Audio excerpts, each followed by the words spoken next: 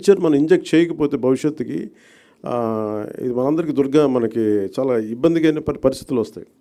ముఖ్యంగా మీరు ఎక్కడ చూసినా సరే any water body, any canal కనిపిస్తే మొత్తం డంపింగ్ యార్డ్లా అయిపోయింది. ఒక చిన్న పంట కాలువలు, స్వచ్ఛంగా పారాల్సిన పంట కాలువల్లో ఈ చెత్త చెదారం వేసేసేటప్పటికి ఇది నాకు అన్ని చోట్ల కనిపిస్తూ ఉంది. దీన్ని పిఠాపురంలో నాకు దాన్ని తీసుకెళ్ళాలి, పైలట్ ప్రాజెక్ట్గా చేద్దాం దీన్ని. అలాగే ఇండివిజువల్స్ కూడా దీన్ని చేయొచ్చు, ఇంక్లూడింగ్ ఒక అపార్ట్మెంట్లో సముదాయం కావచ్చు, ఇండివిజువల్ హౌస్ కావచ్చు, వాళ్ళకు కూడా దీన్ని గ్రూప్గానే కాకుండా ఒక 250 ఇళ్ళకే కాకుండా వ్యక్తులుగా కూడా ఒక కుటుంబం చేయాలనుకుంటే ఏం చేయొచ్చు, అలాంటి ప్రతిపాదనలు కూడా శ్రీనివాసన్ గారి దగ్గర ఉన్నారు. వీటికి ముందస్తుగా మేము చేయదలుచుకుంది ఏంటంటే ఒక మాస్టర్ ట్రైనర్స్ని తయారు చేద్దాం. ఒక 50 మంది నుంచి 70 మంది మాస్టర్ ట్రైనర్స్ని తయారు చేసి ఈ కాన్సెప్ట్ని ఎక్కువ మందికి అర్థమయ్యేలా చెప్పి దీన్ని ముందుకు తీసుకెళ్ళాలి. దాంట్లో భాగంగా మిమ్మల్ని అందరినీ ఇక్కడ పిలవడం జరిగింది. మరి if you go into detail, ప్రతి డీటెయిలింగ్ వెళ్తే నిజంగా అందరం కలెక్టివ్గా అనుకుంటే ఖచ్చితంగా పాసిబిలిటీ చేయొచ్చు. ఇది కాదు, అది వ్యక్తితో మొదలవ్వాలి. సో నేను పొద్దున్న పెట్టిన ప్రతిపాదన కూడా ఏంటంటే నాకే అనిపించింది ఆయనతో మాట్లాడినప్పుడు, ముందు నేను ఎక్కడైతే ఉంటున్నా నా క్యాంప్ ఆఫీస్ కానీ, లేదంటే నేను ఇప్పుడున్న నా ప్రైవేట్ క్యాంప్ ఆఫీస్ కానీ, లేదంటే జనసేన పార్టీ ఆఫీస్ కానీ, ముందు వీటితో మొదలు పెడదాం.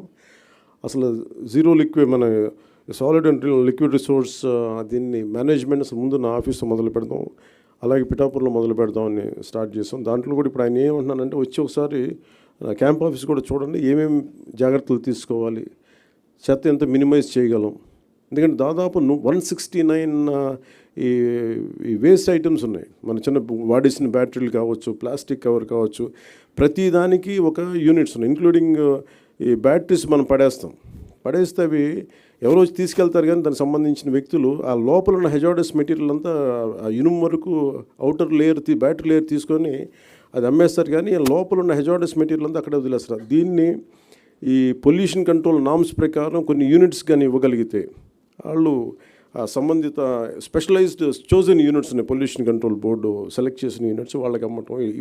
ఎందుకంటే ప్రతి చోట ఆయన చెప్పేది దాదాపు ఎంత, మీరు అన్నిటికన్నా మీరు చెప్పండి ఏంటంటే అబౌట్ మనీ చెప్పండి. అది how much money each panchayat can get out of this. అది you didn't display that part, you have to show that. You have to, అంటే ఒక్కొక్క Panchayat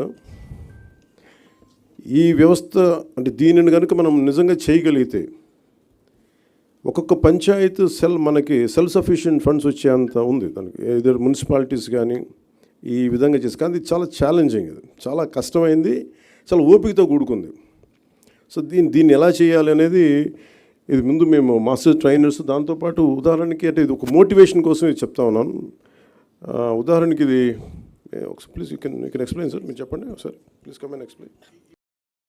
Entire Andhra Pradesh, we got 13,301 Gram Panchayat. The garbage value per month, it's 100 crore and people contribution.